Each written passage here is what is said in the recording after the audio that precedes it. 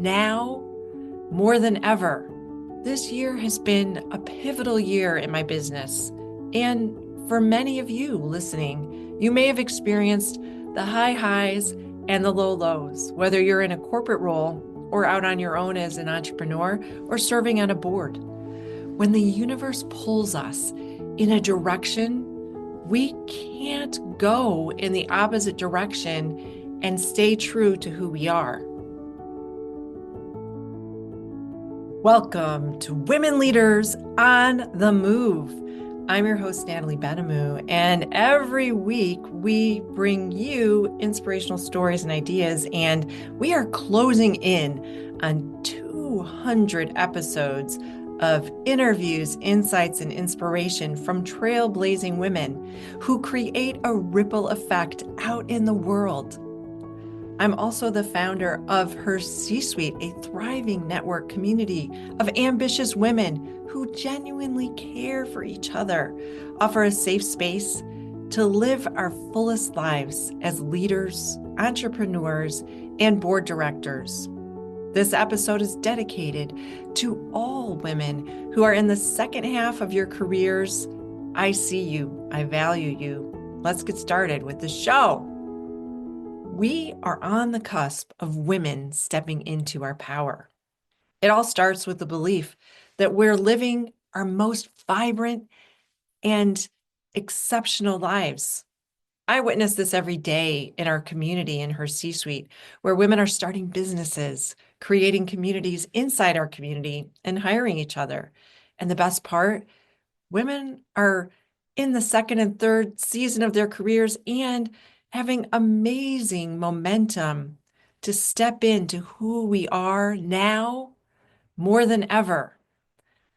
This year has been a pivotal year in my business. And for many of you listening, you may have experienced the high highs and the low lows, whether you're in a corporate role or out on your own as an entrepreneur or serving on a board. When the universe pulls us in a direction, we can't go in the opposite direction and stay true to who we are. I discovered this myself as I said yes to too many things because I really truly want to be a servant leader. And I also shied away from things that maybe would have really given me greater fulfillment.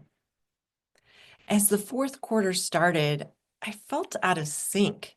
I was so thrilled to have just completed an incredible board retreat for women leaders and then face the question, what will be the focus for myself and HerCsuite? I was coming up on the 4th year anniversary of HerCsuite, and it was really a time for reflection and gratitude.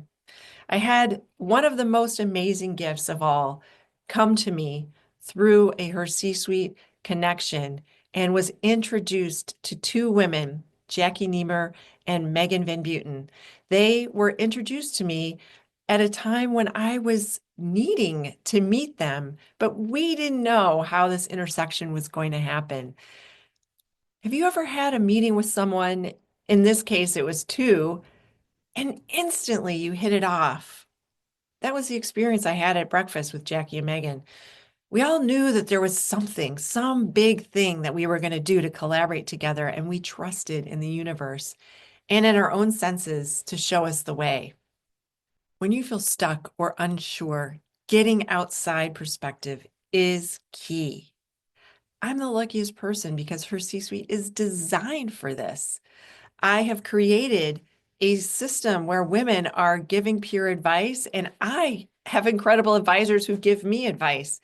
And genuinely and mostly, I have asked them for advice for my business. I've also been working with a mentor at SCORE, an organization I can't say enough good things about. All of the things that I've been hearing and receiving have been more focused professionally. And of course, because I'm an entrepreneur and integrated with my business, there's a ripple into my personal life, but I wasn't diving at all deep into my personal life. What happens when we step outside of our day-to-day and really look inward? It can feel scary. Maybe you, like me, created containers from your past. Could be childhood traumas or something that happened to you that you just don't want to think about and you put it on a shelf. And even if you suppress these experiences, you may not always be able to totally put them away. That was what was happening for me. Coming back to the fourth quarter, I knew I was stuck. Something was blocking me, and I just couldn't put my finger on it. What was it? I'm thinking back and circling back to that moment in the breakfast and what was going to come next. I've had the incredible experience of working one to one with Megan and also gaining business insights from Jackie. They are the perfect confirmation for me of getting clear on both fronts. And right before I recorded this, it's no accident that Megan gave me a call and boosted me up, not expectingly, but she did boost me up as she always does right before I hit record. I immediately started, once I began working with Megan and Jackie, to shift my focus and step into my truth as a leader. I had routinely dismissed my gifts. Does this happen to you? People tell you you're good at things and you're natural at things and things come easily to you and you say, "Yeah, but that's not really what's important because it's so easy for me to do." And I was doing that. I was pushing things back and I had routinely said, "It's nothing. I am a super connector, and not just a super connector, but a meaningful connector. I talk with women and then I think, who can I connect you to that you'll both have meaningful conversations and, most importantly, impact, and it will have a ripple effect out in the world." And I dismiss that. I always say that it's nothing and I don't worry about it. But what I started to realize is that really I was at fear of being out in front of my brand, of stepping into what I was doing, of being here recording a video instead of audio. And it was all holding me back from making the impact that I truly want to do for women. And so I started to progress through the being phase, as Megan likes to say, and I discovered things that I miss doing after leaving my corporate life and things that I love doing today. When you become an entrepreneur and you're working from home, you're no longer with your team and you're no longer having those hallway conversations and you're no longer in some of those instances that really are what made my life in my corporate world really enjoyable. But on the flip side, I have total flexibility in deciding what am I going to focus on, who am I going to help, and how can I light up and make an impact. I'm going to give you a quick exercise for you to do right now. Close your eyes and think about the things that you love. What is it? And think about three. I know there's probably a long list, but let's start with three and ask yourself, I'm going to give those things a green light. And now think about the things that don't qualify as a green light. They're a red light. How do you feel about both of those things? For me, the green light is helping women step into roles that make an impact, whether it's serving on a board, expanding businesses, or making a pivot into a 3.0 career and deciding what comes next. For you, it might be something totally different. And so I'd like you to just think about this and pause. After gaining clarity, for me, it was time to really think through those green lights. I discovered that doing events and programs, which I've always said I don't do, I've done hundreds of them since leaving the trade show industry, that really still does light me up when I help companies find speakers and do exceptional programs and also doing retreats like we did. I also discovered that advising clients and helping them realize what's possible because I have a unique gift of being able to see problems and offer solutions like nobody else sees those things coming. And I wasn't acknowledging that, but those things were filling up my cup. It helps me to know that I'm making a difference. Sprinkle in there the idea of how can I make an impact for women's health with Her Health X, my nonprofit. And I truly felt I was onto something, focusing in on the things that were my green lights. Our lives don't have to be linear. We can have slices that really make up our whole career. Mary Ellen Giffords is a member of HerCsuite, and she came in and spoke at a session for Next, which is our mastermind of women deciding their next move in their corporate career or becoming an entrepreneur or retiring. And she discussed how we can embrace a portfolio of ideas and things that we do, and it all is in alignment as long as those are the things that are our green lights. For you, this might be that you have a corporate role, and maybe today you need that corporate role, but it's not always fulfilling. And so, what can you do? You can have projects outside of work, you can volunteer, you can serve on boards, and all of that helps meet your need. And it's part of that circle and slice that makes a difference for you. As an entrepreneur, we wear a lot of hats, and sometimes there's a lot of red lights in the things that we do because we have to as a business owner. That's not the type of things that I'm talking about here. The thing is to not let any of those red lights eclipse the green light that you're meant to do.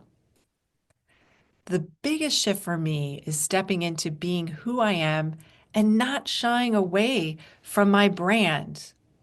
What does this mean? Well, we're about to rebrand HerCsuite.com to help women see the value of knowing that I am there with you. I care about you. I take your success personally. And that's really what makes us so different. There are a lot of amazing women organizations out there, and we all can make and lift women up. For me, getting out in front of the brand is a big step, a scary step, but I hope you'll take that journey with me. This is hard. I'm here to tell you, as someone that used to refuse to get on video at the beginning of the pandemic, literally, my team would all be on video and I would be off camera because I'm like, I am not getting on camera. I don't understand this video thing. I don't want to be on video. Today, recording this for you on video and audio. Being out front is not easy, but doing something that scares us, as Eleanor Roosevelt said, every day is what makes us who we are, and it helps women know that you can do this too. Now more than ever, as leaders, we need to lean into who we are. And last week, I had an experience that really was the catalyst for this episode. I was asked to be interviewed on Politico on a column that they have called Women Rise. And it was going to be about DEI. And I thought, well, I can speak on that. I've had many amazing women. We've done programs on DEI. We even had in HerCsuite a DEI corporate council at one time.